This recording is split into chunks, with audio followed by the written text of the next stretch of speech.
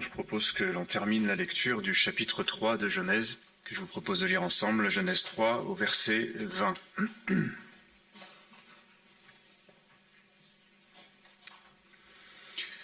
Adam donna à sa femme le nom d'Ève, car elle a été la mère de tous les vivants. L'Éternel Dieu fit à Adam et à sa femme des vêtements de peau, et il les en revêtit. L'Éternel Dieu dit: Voici l'homme est devenu comme l'un de nous, pour la connaissance du bien et du mal. Empêchons-le maintenant d'avancer sa main, de prendre de l'arbre de vie, d'en manger et de vivre éternellement. Et l'Éternel Dieu le chassa du jardin d'Éden, pour qu'il cultive la terre d'où il avait été pris. C'est ainsi qu'il chassa Adam, et il mit à l'orient du jardin d'Éden les chérubins qui agitent une épée flamboyante pour garder le chemin de l'arbre de vie. J'aimerais lire juste un autre passage dans 2 Pierre.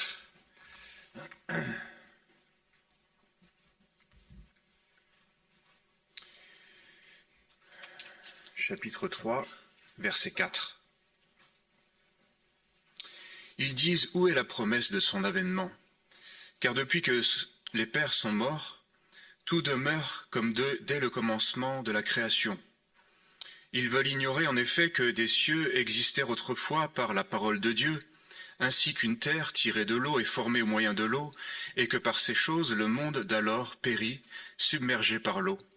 Mais par la même parole, les cieux et la terre d'à présent sont gardés et réservés pour le feu, pour le jour du jugement et de la ruine des hommes impies. Mais il est une chose, bien-aimée, que vous ne devez pas ignorer, c'est que devant le Seigneur, un jour est comme 1000 ans, et 1000 ans sont comme un jour. Le Seigneur ne tarde pas dans l'accomplissement de la promesse, comme quelques-uns le croient, mais il use de patience envers vous, n'en voulant qu'aucun ne périsse, mais voulant que tous arrivent à la repentance. Le jour du Seigneur viendra comme un voleur.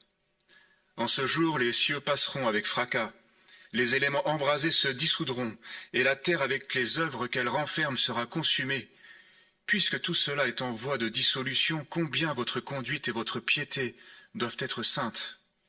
Attendez et hâtez l'avènement du jour de Dieu, jour à cause duquel les cieux enflammés se dissoudront et les éléments embrasés se fondront. Mais nous attendons, selon sa promesse, de nouveaux cieux et une nouvelle terre, où la justice habitera. C'est pourquoi, bien-aimés, en attendant ces choses, appliquez-vous à être trouvés par lui sans tache et irréprochable dans la paix. Croyez que la patience de notre Seigneur est votre salut, comme notre bien-aimé frère Paul vous l'a aussi écrit selon la sagesse qui lui a été donnée. Et juste un verset dans Romains, chapitre 6, où il est dit: le salaire du péché, c'est la mort, mais le don gratuit de Dieu, c'est la vie éternelle en Jésus-Christ, notre Seigneur.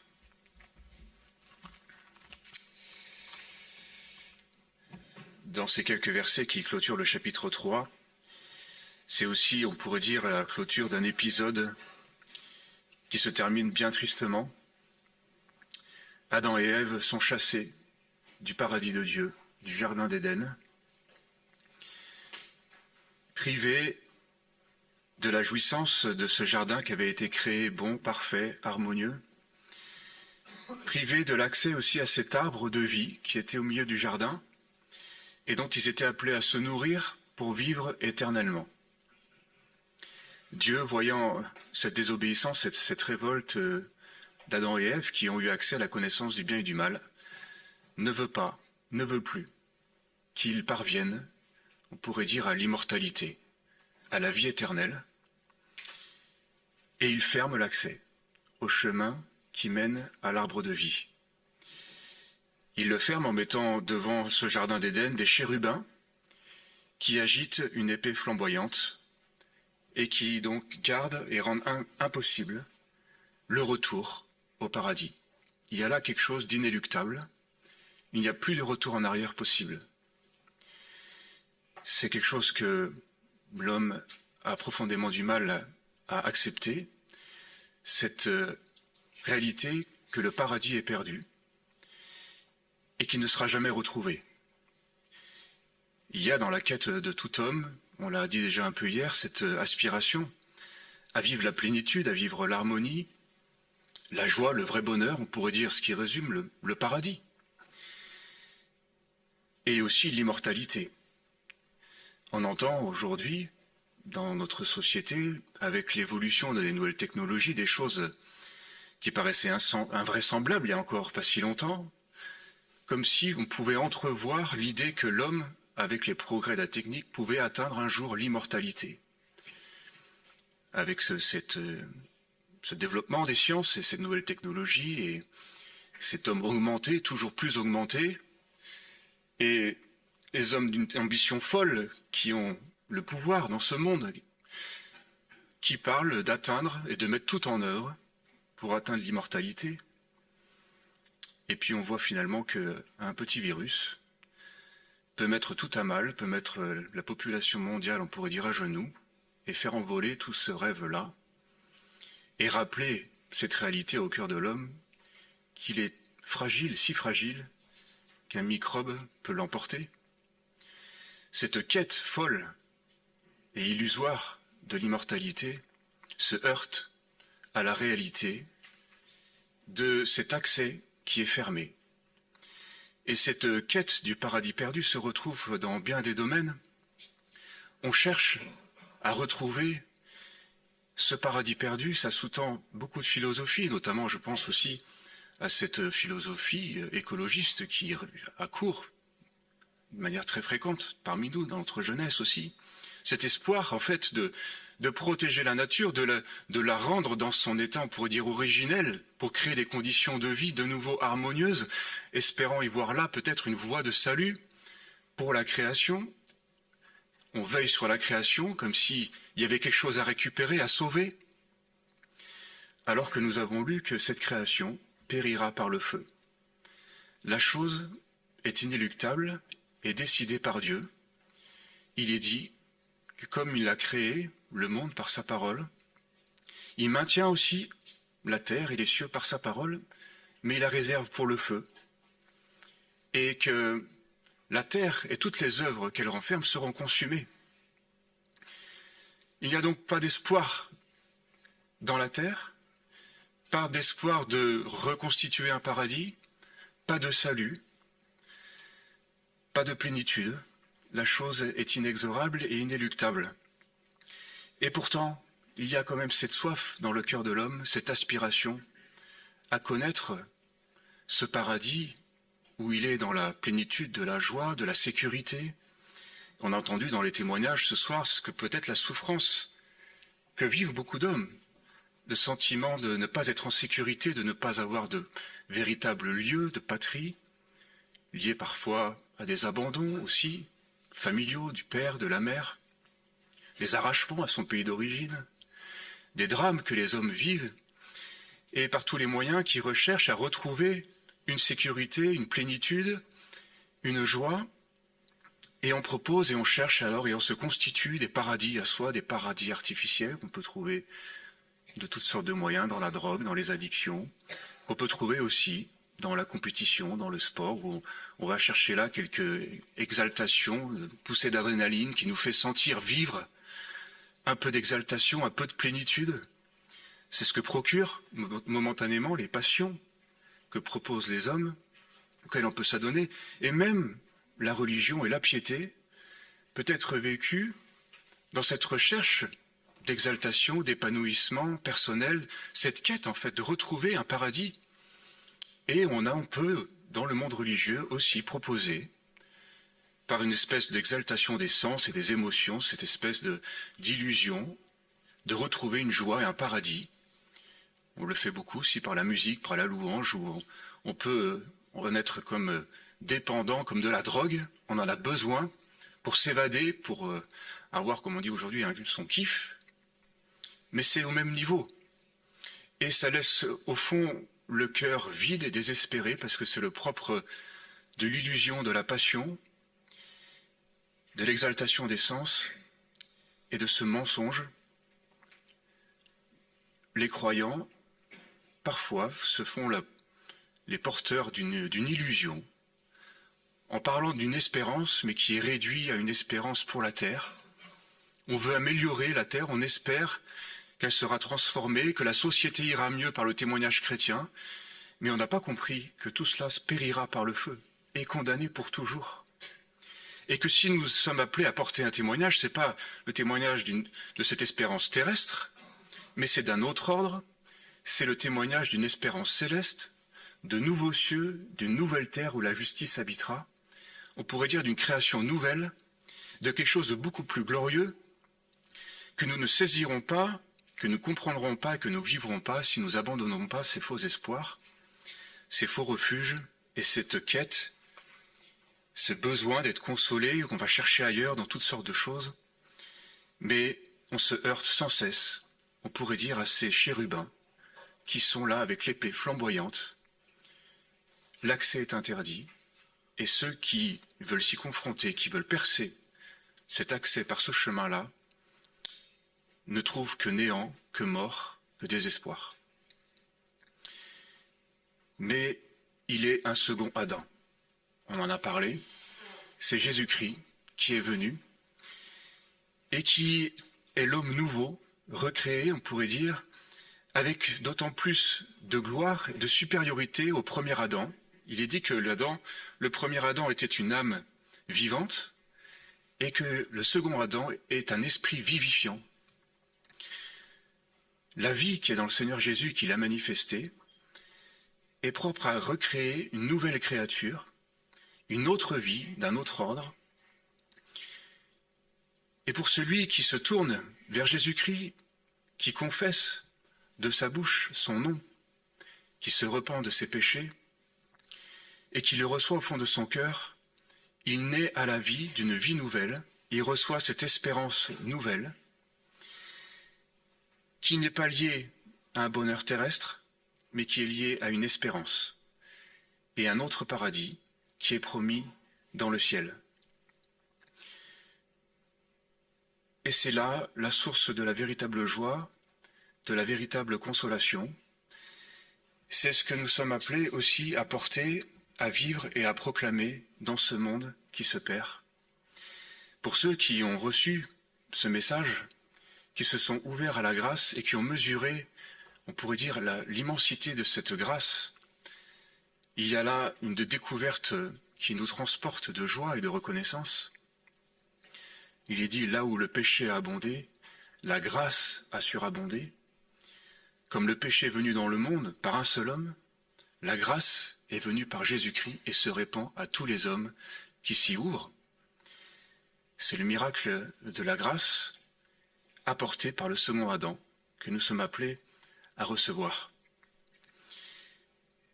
C'est une telle autre dimension, et quand on s'y ouvre et qu'on mesure cet amour du Seigneur qui n'a pas voulu que le monde se perde, suite à cette désobéissance et cette chute, il n'a pas renoncé à son plan de salut,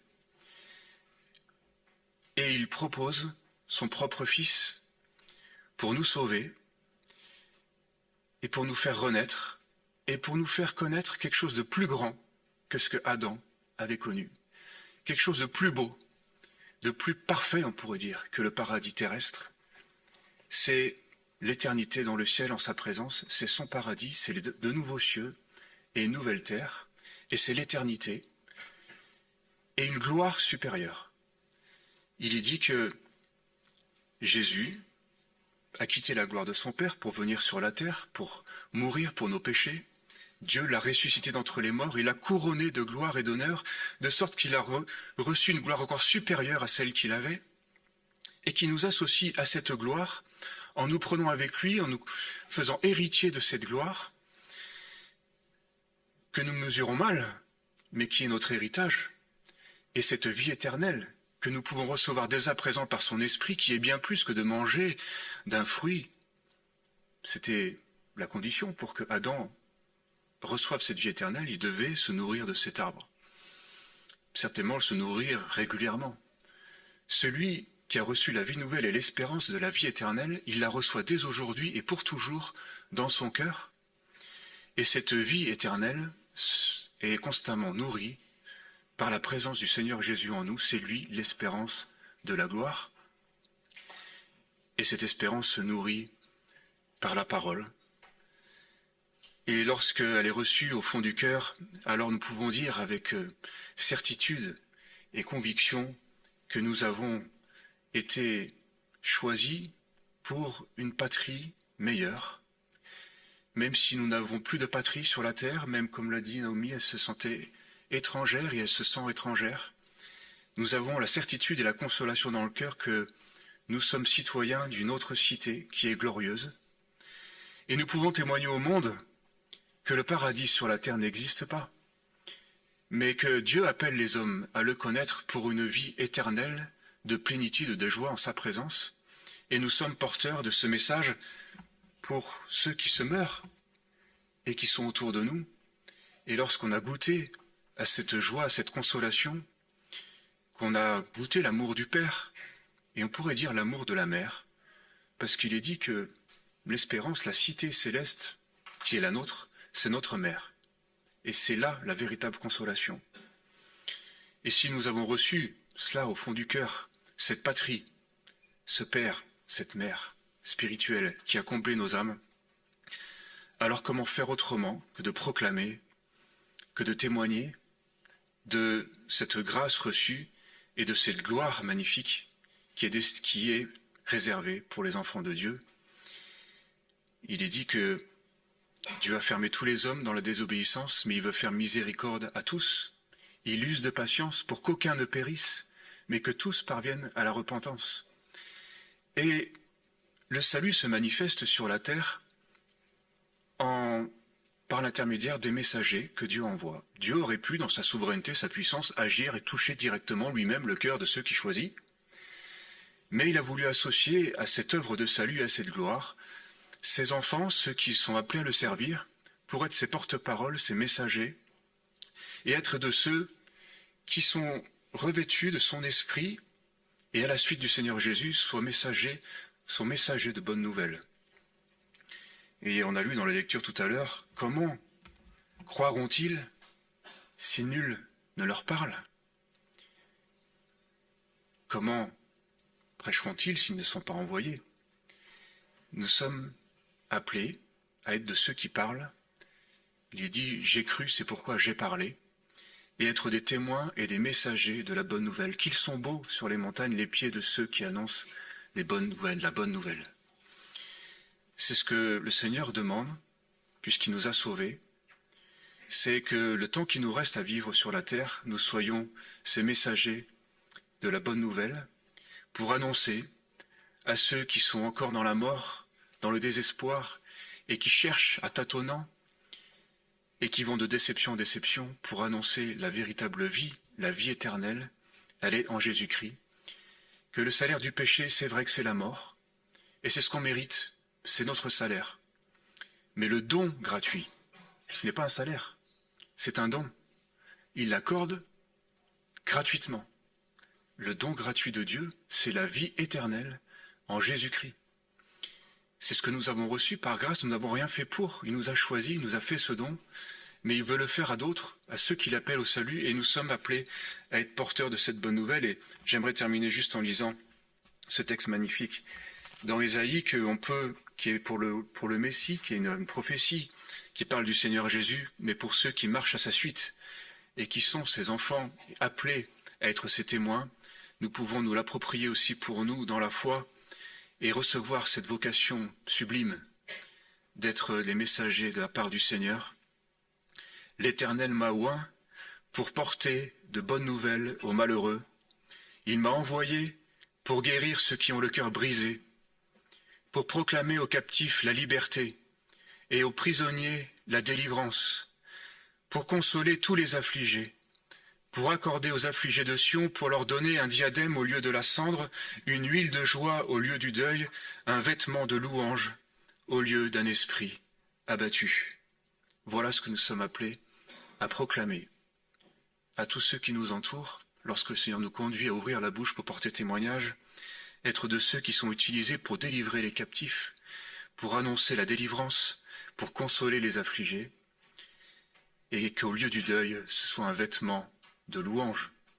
C'est pour ça que le chant, le cantique, fait partie de notre vie de chrétien. Nous sommes remplis de louanges, revêtus de louanges. C'est un vêtement dont on s'entoure et c'est pourquoi on chante beaucoup. Parce que le cœur sauvé, gagné par le Seigneur Jésus, exprime sa reconnaissance, cette joie du salut par les cantiques. Et c'est ce que nous sommes appelés à transmettre autour de nous pour que d'autres revêtent aussi, au lieu du deuil, ce vêtement de louange, ce diadème et cette vie éternelle.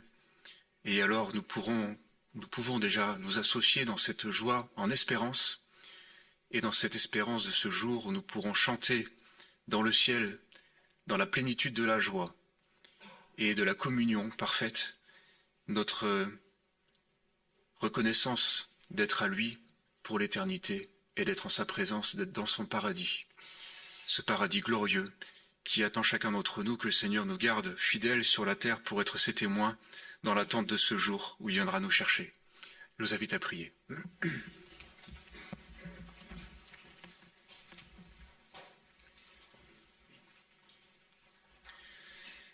Seigneur, nous te demandons pardon pour toutes les fois où nous avons cherché la consolation, la joie et la félicité ailleurs qu'en toi. Nous avons cru qu'il y avait encore de l'espoir dans cette terre et dans les hommes. Et nous nous sommes fourvoyés. Et encore souvent, nous perdons de vue ce qu'est la véritable espérance. Nous cherchons à améliorer notre existence. Mais nous nous heurtons sans cesse à cette réalité que l'accès est fermé, parce que tu nous appelles à quelque chose de meilleur, de glorieux et d'éternel. Seigneur, nous voulons t'exprimer toute notre reconnaissance d'avoir pu être sauvés par toi et d'avoir reçu ce don, cette grâce de la vie éternelle en Jésus-Christ, de nous avoir arrachés à la puissance du péché, et de nous avoir rachetés à un grand prix pour être des nouvelles créatures et pouvoir vivre dans cette nouvelle création un jour, cette nouvelle terre et ces nouveaux cieux que tu vas créer pour nous et pour tous ceux qui t'auront reçu. Nous te demandons, Seigneur, de nous révéler à nouveau ces choses pour que nos cœurs soient remplis de joie, de louange, et que nous sachions les proclamer, être tes témoins, être de ceux qui libèrent les captifs, qui annoncent la délivrance et qui sont les porteurs de cette bonne nouvelle. Fortifie-nous, Seigneur, pour être envoyés par toi auprès de ceux qui se meurent et qui sont dans le désespoir. Fais de nous de ceux qui enfantent à la vie, de ceux qui sont conduits par ton esprit pour transmettre la vie. Nous voulons transmettre la vie à tous ceux que nous aimons, nos enfants, tous ceux que tu nous confies. Tu nous as appelés à cela, et nous nous livrons à toi, et nous consacrons pour répondre à cette vocation glorieuse. Au nom de Jésus. Amen.